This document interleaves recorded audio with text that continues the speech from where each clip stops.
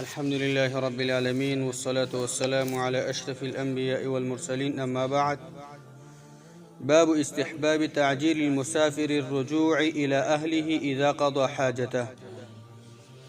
كتاب رياض الصالحين يوصلو پنځه او یو نمبر باب دی په باره د دې کې چې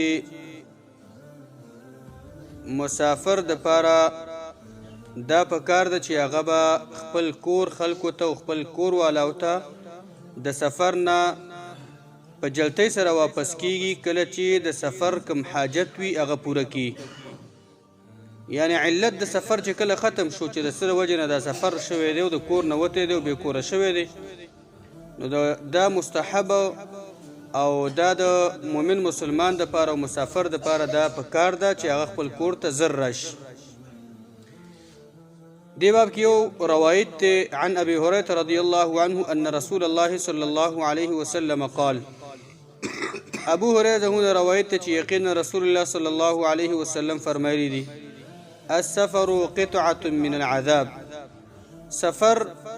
دا د عذاب و ټوټه ده، یعنی اخروی عذاب نه، د الله د قهر نه دی، بلکې دا یعنی تکلیف د وجه نه ویلی شوی چې دا سفر دا د عذاب و ټوکړه ده. وجه دا ده یمنع احدکم طعامه وشرابه ونومه.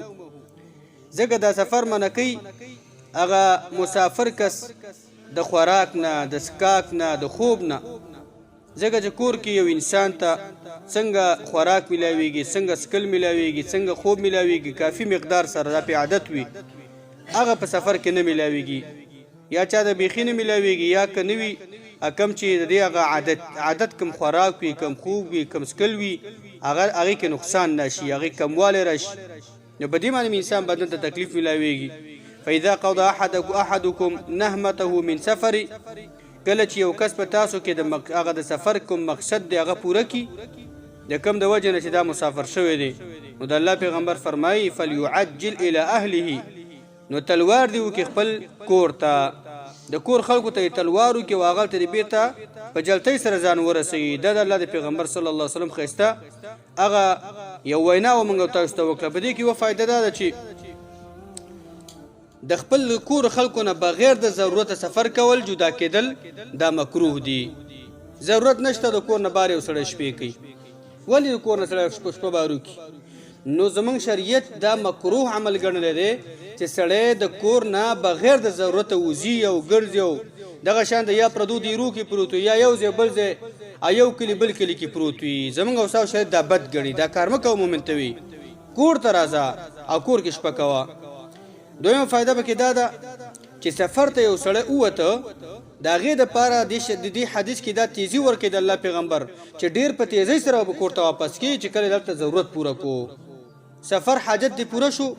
د کم د وجې نه چې ځینې سړی سي چې کله چې کور نه صرف وځي شپه بار کوي، نو دا یعنی ښه سړی نه دی، دا کامل مؤمن نه دی. زموږ شریعت دا مونږ ته وایي چې اول خو دا بې ضرورته سفر مه کوه، د کور نه بار کېږه مه، چې بار شوې هغه د سفر چې کوم حاجت دی او ضرورت دی او مقصد دی هغه د پوره که تیزۍ سره راځه. خصوصا هغه خلک چې هغه پوهېږي چې زما په کور کې سرپرست څوک نشته دی یا غټ څوک نشته دی، زه که وځم زما د کور تربیت خرابېږي، زما کور ته قسمه قسم ګواښونه متوجه دي، هغې سره له خو ډېره پکار ده چې هغه بې ضرورت سفرونه کې که وځي باید ډېر په جلتۍ سره بېرته کور ته راشي. بله فایده پکې دا ده چې کور کې پاتې کېدل دا د انسان نفس ته دغه شان ته راحت ورکوي. کم چې دغه شان ته د دینی کارونه دي، کم دنیوي کارونه دي، د انسان نفس کې دینی کارونه په کور کې سړی که نه، نو دغه شان ته هغه ډېر خوشحاله وي. دغه شان ته دین هم په کور کې پابندۍ سره کېږي. دین کور کې چې ته یې تقوا هم پتا کړي، پرهیزګاري هم پتا کړي، نو دینی او دنیوي دواړو مصلحتونو دپاره کور کې پاتې کېدل او د سفر نه ځان ساتل او اجتناب کول بغیر د ضرورت نه دا غوره دي. بله فایده پکې دا ده چې کور کې پاتې کېدل دې کې ډېرې زیاتې فایدې دي. بغیر ضرورت نه د کور نه وتل او کور کې پاتې کېدل دغه شان دا دې کې ډېرې زیاتې فایدې دي. یو دا د جمعې د ورځې کوم فضایل دي، کور کې چې ډېر ښایسته راګېرولی شي، په ټایم سره غسل هم کولی شي، په ټایم سره جامې ایسري، په ټایم سره هر څه ته کولی شي. کوم چې هغه ستا هغه ضرورت دی د جمعې په ورځ باندې کوم عبادات باندې تا سره مرسته کوي هغه ټول ته کولی شي. جمعه به درچرته هم خرابېږي نه انشاءالله. دغه شان د جمع منځونو پابندي، د خپل جومات د خو سړی زارېږي